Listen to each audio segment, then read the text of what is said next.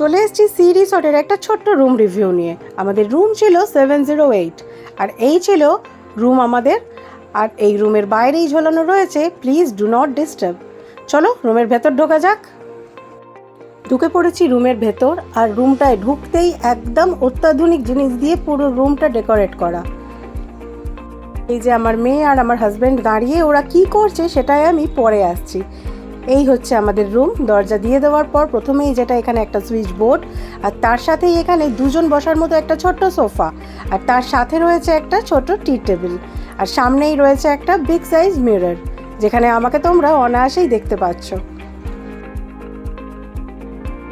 সোফার ঠিক পাশেই রয়েছে একটা ছোট্ট সাইড টেবিলেও মোবাইল চার্জ দেওয়ার জায়গা, একটা ফোন, ইন্টারকম সবই রয়েছে। আর এই ছিল বেড, যেখানে আমরা তিনজন খুব অনায়াসেই শুতে পেরেছি।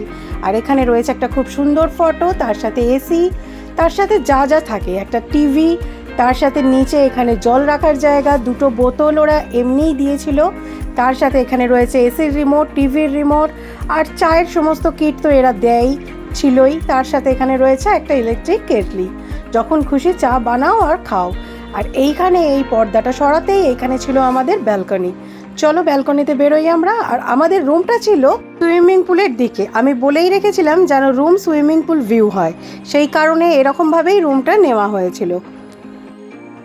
অসাধারণ সুন্দর একটা রুম ভিউ, বাইরে প্রচণ্ড গরম, আর তার সাথে এখান থেকে দেখা যাচ্ছে সুইমিং পুলটা, দেখেই মনে হচ্ছে কখন নামবো।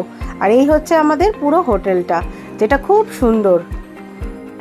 আর এইদিকে হচ্ছে একটা বাচ্চাদের ছোট চিলড্রেন্স পার্ক, যে পার্কটা এখান থেকে ভালো না দেখা গেলেও আমি নিচে যাব যখন, তখন তোমাদের ভালো করে দেখাবো। পুরো হোটেলের নিচটা আর্টিফিশিয়াল সবুজ ঘাস দিয়ে, ঘাসের ম্যাট দিয়ে পুরো হোটেলটা খুব সুন্দর করে মোড়া চারদিকটা, তাতে এত সুন্দর লাগছে যে বলার নয়। আর তারই সাথে আমাদের বারান্দায় দেওয়া রয়েছে দুটো চেয়ার, বারান্দার ভিউ উপভোগ করার জন্য রাতের দিকে বসে। এখন মারাত্মক গরম, আর মাঝখানে ছিল এরম কাচের একটা বড় স্লাইডিং। ঢুকেই ডান দিকটা তোমাদের দেখিয়েছিলাম, যেখানে সোফা, টি টেবিল ছিল, আর বাঁ দিকটায় রয়েছে এরকম একটা ড্রেসিং টেবিল সেট করা, তার পাশেই রয়েছে একটা এরকম বিগ সাইজ ওয়ার্ড্রপ। আর ওয়ার্ড্রপ খুলেই যে জায়গাটা আমার মেয়ে আর আমার হাজব্যান্ড দাঁড়িয়েছিল, তোমাদের প্রথমেই বলেছিলাম সেটা হচ্ছে এই একটা লকার গোদরেজের, কিন্তু লকারটা কোনোভাবেই এখান থেকে খোলাও যাচ্ছে না, তোলাও যাচ্ছে না। আর এখানে রয়েছে একটা অ্যাজ ইউজুয়াল ফ্রিজ, যেটা আমাদের পেলিকানেও ছিল। এই হচ্ছে আমাদের বাথরুম, খুব সুন্দর একটা বেসিন সেট করা, তার সাথে শাওয়ার, কোমোড, তার সাথে এখানে একটা বড় মিরর, যা যা থাকার সবই আছে। আর নতুন করে কি বলবো, সব কিছুই খুব সুন্দর, খুব ভালো ফেসিলিটি পেয়েছি আমরা। চলো রুম ট্যুরটা এখানেই শেষ করলাম, ফিরে আসছি সুইমিং পুলের ভ্লগ নিয়ে।